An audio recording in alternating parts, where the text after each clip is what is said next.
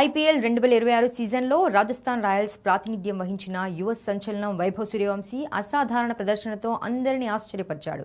కేవలం 16 మ్యాచ్ల్లోనే 776 పరుగులు సాధించి ప్రతిష్టాత్మక ఆరెంజ్ క్యాప్ను కైవసం చేసుకున్నాడు.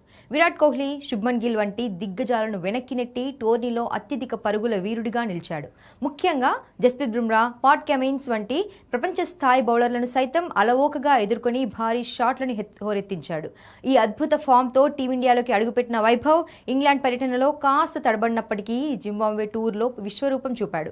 కేవలం 18 బంతుల్లోనే వేగవంతమైన అర్ధశతకం బాది జింబాబ్వే టీ20 సిరీస్లో మొత్తం 151 పరుగులు చేసి ప్లేయర్ ఆఫ్ ది సిరీస్ అవార్డును సొంతం చేసుకున్నాడు. అయితే ఇటీవల రాజస్థాన్ రాయల్స్ నిర్వహించిన సరదా ఇంటర్వ్యూలో ఏ బౌలర్ను ఎదుర్కోవడానికి భయపడతావు అనే ప్రశ్నకు వైభవ్ ఏమాత్రం ఆలోచించకుండా ఇప్పటి వరకు ఏ బౌలర్కు భయపడలేదు అని చెప్పిన ధైర్యవంతమైన సమాధానం సోషల్ మీడియాలో తెగ వైరల్ అవుతోంది. ఈ చిన్న వయసు ఆటగాడి అపారమైన ఆత్మవిశ్వాసాన్ని అభిమానులు కొనియాడుతున్నారు. ఈ అరుదైన ప్రతిభను గుర్తించిన సెలెక్టర్లు వచ్చే నెలలో ప్రారంభం కానున్న దులీప్ ట్రోఫీ కోసం ఇషాన్ కిషన్ సారథ్యంలోని ఈస్ట్ జోన్ జట్టుకు వైభవ్ సూర్యవంశీని వైస్ కెప్టెన్గా ఎంపిక చేశారు. బీహార్ నుంచి ఈ టోర్నీకి ఎంపికైన ఏకైక ఆటగాడిగా నిలిచిన వైభవ్ అన్ని ఫార్మాట్లలోనూ భారత క్రికెట్ భవిష్యత్ స్టార్గా దూసుకెళ్తున్నాడు.